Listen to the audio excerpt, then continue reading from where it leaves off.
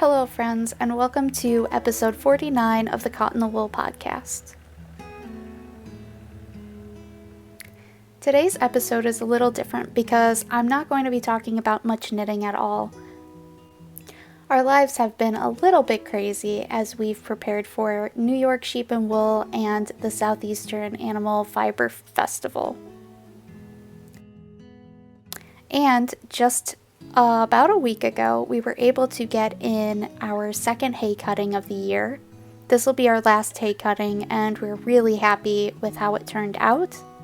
It wasn't as bountiful as our first cutting, but it's still a good amount and almost enough to get us completely through winter, which is a huge relief for us.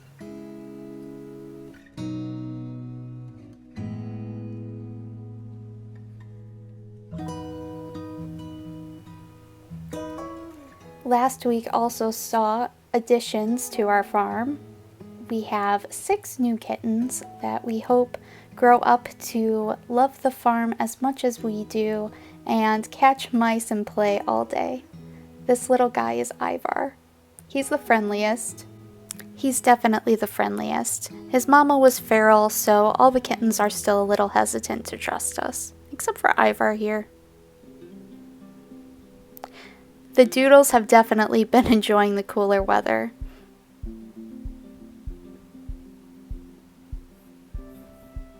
As have the goats. Their fiber's really growing in, and I'm excited for us to harvest this once we get back from New York and North Carolina.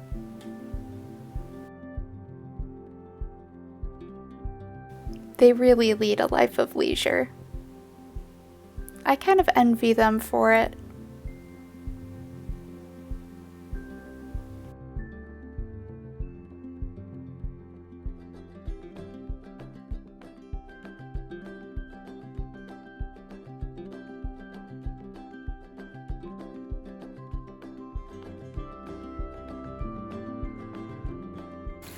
Something we've seen a lot of in the past few days is rain, and after such a long, hot, dry summer, it is such a relief, and it kind of feels like it's ushering in the fall with its cold breezes.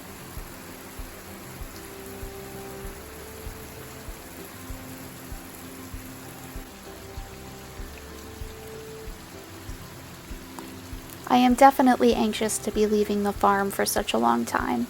Especially after such a strange past few years. It's kind of nice to be home, and leaving it always leaves me with a little bit of anxiety. I have to remember, though, that everything will be fine, and everything is left in BabyBee and Brobee's very capable hands. Though a 2-week business trip is just a lot. It's a lot of travel, it's a lot of change, and it's always a bit bittersweet. I am always excited to go back to the Northeast because that's where I went to college, so it's very nostalgic for me. But at the same time, it's very bittersweet because I get to miss all of the change and my favorite month at home.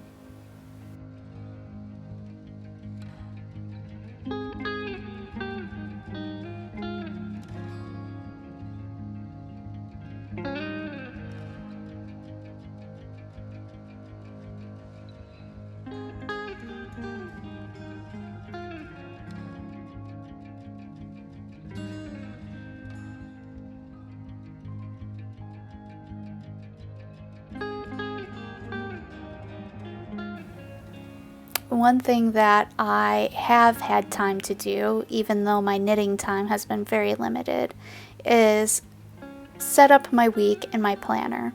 I have switched to using a Midori Traveler's Notebook, and it's a little bit bigger than the Hobonichi Weeks, so I feel like I have a little bit more room to be creative, and I'm a little less stressed and feel less crunched for space, I guess. It's nice to set aside about 30 minutes of my day, set up my week, and then feel like I'm ready to tackle anything, including such a long and stressful trip ahead. While I've always been a doodler and an artist, I have to admit that I didn't always see the appeal in decorative planning or scrapbooking. It always kind of felt like a waste of time, especially when I had knitting to fall back on. And I only recently got into it on this scale. It was actually only this past year. And I feel like there is an appeal to it that I might have overlooked before. It's non-competitive in any way. It's not related to my business in any way. It's definitely just a way for me to calm down, look at my life ahead, look at my life behind, and do this all in one single moment where I can focus and stay calm and just enjoy the moment. It's best when I brew a cup of coffee and pull out all of my fun pens and stickers and just enjoy it.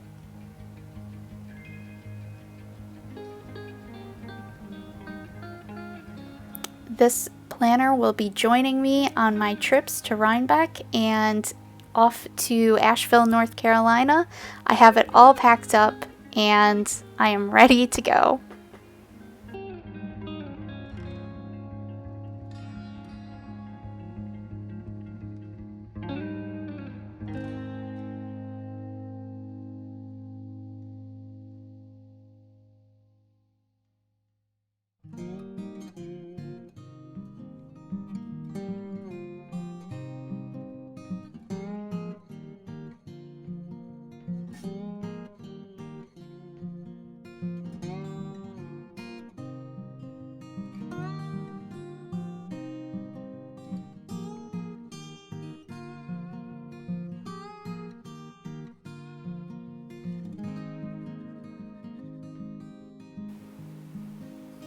It's also rutting season here on the farm, and while we are not planning on having any lambs for next year, well, at least not at this time, there's a lot of flirting going on across the fences.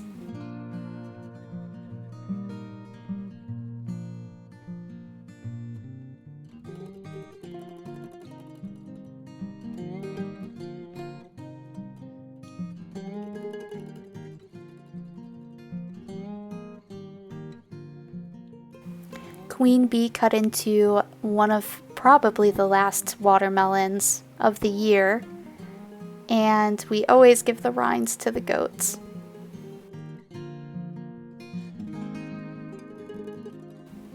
Goats are known for eating almost anything, and really, they pretty much will.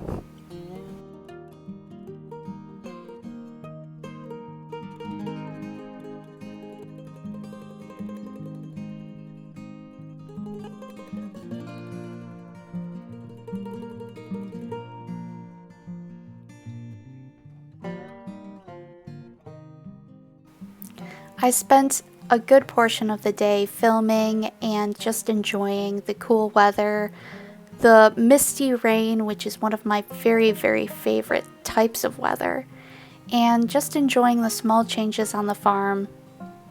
I hope that I return soon enough that I get to see the more dramatic changes still, but if I don't, I know that an adventure awaits me, and I am so lucky and blessed to get to explore the Northeast and the Southeast and get to see all of the lovely changes across the country. I hope that you guys have a wonderful autumn. If I get to see you at Rhinebeck or Saf, I am so excited and cannot wait to say hi. I hope that you have very safe travels.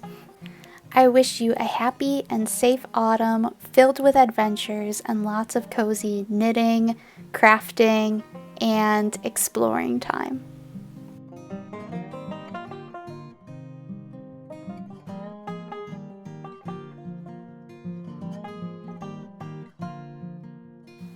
Thank you for watching, and a huge thank you to all of our patrons who help support the podcast. And if you enjoyed the episode, please leave us a comment, a thumbs up, and subscribe. Thank you again, and I'll see you next time. Bye!